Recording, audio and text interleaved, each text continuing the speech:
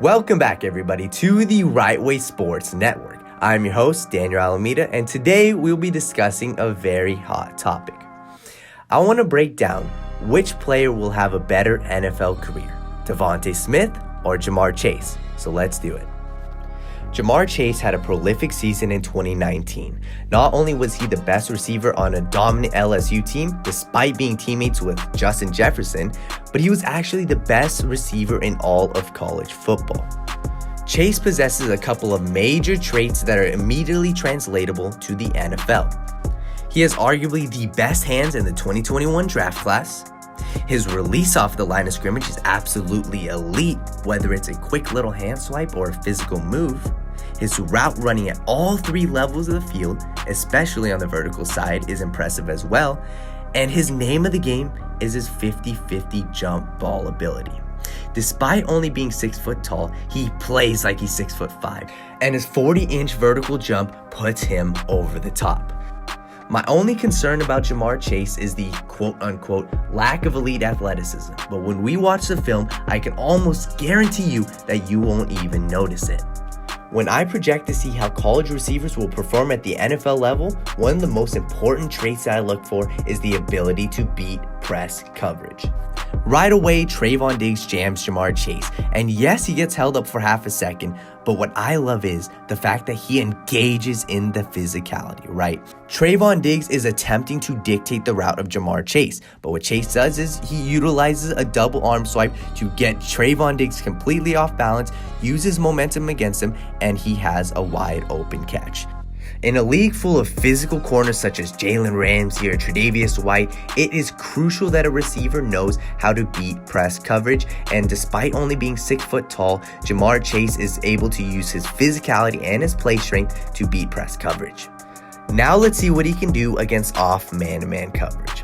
Right away, use a nice little hesitation move, but I want to emphasize the middle and the finish of this route. In order for cornerbacks to stay in position, they have to keep in contact with the receiver, which is why you'll see Trevon Diggs look to keep his hand on Ja'Marr Chase. But what Ja'Marr Chase does is very subtle but very effective. He utilizes 3 very quick hand swipes. These hand swipes aren't like the ones that we saw last play at the line of scrimmage. Those were much more powerful, but these are just quick, subtle, just to keep Trevon Diggs out of phase, just to keep him out of position, and as we discussed earlier, it's to keep Ja'Marr Chase, the receiver, in control of this play. Now we look to the finish of this play, where Trevon Diggs is unbalanced, falling, and out of position. And Ja'Marr Chase, on the other hand, is in prime position as he goes up and high points the ball and walks in for the easy score. This right here is the reason why the quote-unquote lack of elite athleticism isn't a make or break thing in the case of Ja'Marr Chase, because he doesn't need the 4.3 speed and he doesn't need to be 6'5" in order to create the separation that he consistently creates. Now it's time to talk about Devonta Smith. Smith is one of the most decorated receivers in college football history, and in my opinion, the best receiver to come out of Alabama since Julio Jones. Similar to Chase, Smith has a ton of traits that are translatable to the NFL. He's an electrifying playmaker with the ball in his hands. He's a smooth route runner who consistently manipulates defensive backs. He has terrific football IQ that helps him against zone coverage. And last but not least, he possesses extremely impressive ball skills, some of the most impressive I've seen in recent memory. The only real concern there is about Devonta Smith is his size, right? He's only 175 pounds, very fragile frame. How does that hold up over the course of a 10+ year career? But like, the lack of top end speed does not scare me, because his film shows way more than what a 40-yard dash is going to show. Here, I want to focus on Devonta Smith's release off the line of scrimmage. Tyson Campbell is playing with inside leverage because he knows that Devonta Smith is much more dangerous in open space in the middle of the field rather than on the boundary. What Smith does here is a showcase of his impeccable route running. He freezes up Tyson Campbell with a nice little hesitation, jabs to the outside to give off the idea that he's going to the outside, and then breaks back to the inside once Tyson Campbell squares up. Once he's got the inside leverage, Devonta Smith, this route is all his. As you can see, the finish, very smooth route, and he makes the nice reception. And all of that is a testament to his release off the line of scrimmage. For this last play, I just want to emphasize how ridiculous Devonta Smith's ball skills are. I truly haven't seen him play with ball skills like his since Odell Beckham Jr. came out of LSU. I just want to focus on the finish of this play. Smith is going up against Eric Stokes, a cornerback who's prided on his ball skills, but he just makes a way better play. Smith's ability to fully extend, to high point the ball and maintain control of the ball while Eric Stokes, the defender, has a hand on it at 175 pounds is absolutely remarkable. I'm telling you guys, he is one of a kind in this aspect. Despite the fact that he held on to this ball, the most remarkable part about this play is the fact that he got a foot down. All of his focus is going on maintaining control of this ball, and he still manages to get a foot down. His body control, his ability to high point the ball, and maintain control of this catch is what's putting him in the wide receiver 1 conversation. Now it's time to compare the two receivers. Right now, go leave a comment on who you think is the better receiver and who will be the better NFL player, but let's get into it. There are far too many people that knock Ja'Marr Chase for his contested catches. Here's what I mean.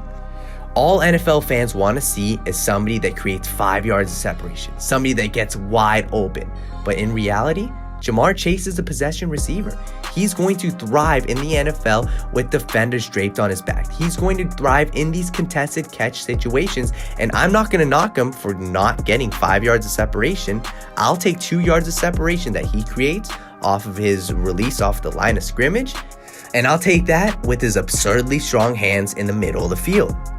One other misconception is that he can't play the slot, and that also couldn't be more false. In 2019, Ja'Marr Chase's breakout year, LSU had 3 stud receivers. Terrace Marshall, who thrived on the boundary, Justin Jefferson, who thrived in the slot, and Ja'Marr Chase, who could play anywhere at any position. All I'm saying is, don't scout the situation, scout the player and their traits. As far as Devonta Smith goes, what separates him is his spectacular plays, right? As we saw earlier, his ability to toe drag on the boundary, his ability to go up and make these spectacular catches, that's what separates him from Ja'Marr Chase. And besides that, the only major separator between Devonta Smith and Ja'Marr Chase is the fact that Devonta Smith can be used all over the field, right? He was used in the punt return game, end around screens, all that stuff. To finish this off, all I'm going to say is this. Alabama's offense coordinator, Steve Sarkisian, is an absolute mastermind, and he put Devonta Smith in the best possible position to succeed consistently. So until I see Devonta Smith paired with an offensive mastermind, I'm going to bet on Ja'Marr Chase's all-around skill set to thrive wherever he lands. Both of these guys have such unique skill sets, and they're both going to thrive at the next level, but you can't tell me that Devonta Smith is miles ahead of them because they are both neck to neck. Thank you all for tuning in to this Devonta Smith versus Ja'Marr Chase film breakdown. We have much more NFL draft content on the way. Make sure you hit that subscribe button and follow us, The Right Way Sports Network. There's only one way, the right way.